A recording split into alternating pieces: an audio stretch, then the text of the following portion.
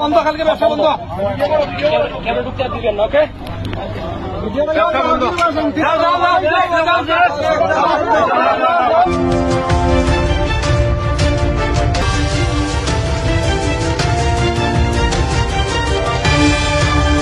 আইনের প্রতি শ্রদ্ধা রাখিয়া আমরা যে কাজ করছি আসলে সবকে ধন্যবাদ দেওয়া লাগে।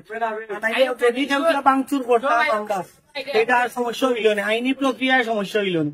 তো এখন যেহেতু প্রশাসনের দিক থেকে আমরা একটা পাইছি, আশ্বাস পাইছি, প্রতিজ্ঞা পাইছি যে তারা নিজের থেকে তালা মারছই এখন নতুন তালা আনিয়া এর ভিতরে আমরা দেখতাম যে তারা আর খুলতা না, তারা খুলবা ওই সময় যে সময় ইউএনও স্যার ওসি স্যারের লগে মাতিয়া এটা সিদ্ধান্ত হইব এলাকার মায়মুরুপিয়ান সবরে লইয়া। অনৈতিক কাজের অভিযোগে রাজনগর রিসোর্ট অ্যান্ড কফি হাউসটি বন্ধ করে দেওয়া হলো।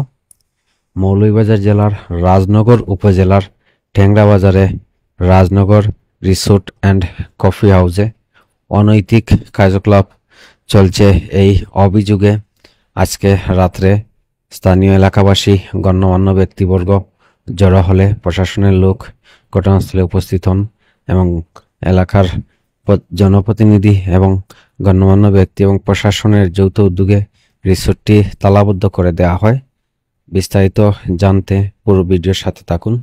সিদ্ধান্ত কিতাও এই ঘর ভাঙ্গা হইতো, ওপেন হইতো, ডাইরেক্ট সব ওয়াল ভাঙ্গিয়া ওপেন হইতো, পরে চেয়ার টেবিল দিয়া কফি দিলাম খাওয়া যায়, চা খাওয়া যায়, বোয়ার দেখে হইতো।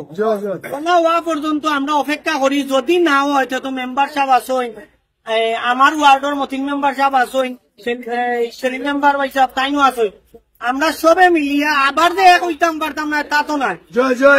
এই ওয়ার্ডটা শেষ নাই, প্রয়োজনে আবার হইব, কতবার হইব। এই ইউনিয়ন তথা শুধু ইলাসপুর না, এই ইউনিয়ন উপজেলার ভিতরে শরীরে অশ্লীল কোনো কাজ করতে আমরা দিতাম না। যদি এক বিন্দু রক্ত থাকে আমরা এই অশ্লীল কাজ করতে দিতাম না।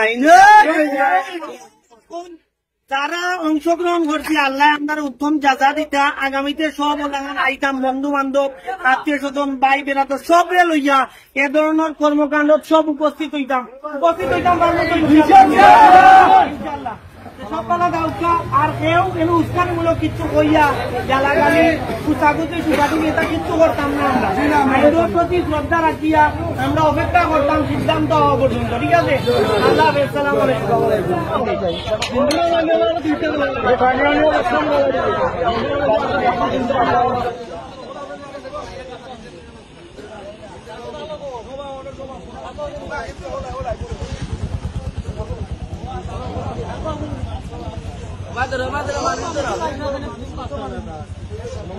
বেটিং ভাড়া দিয়া বেটিং বেড়াই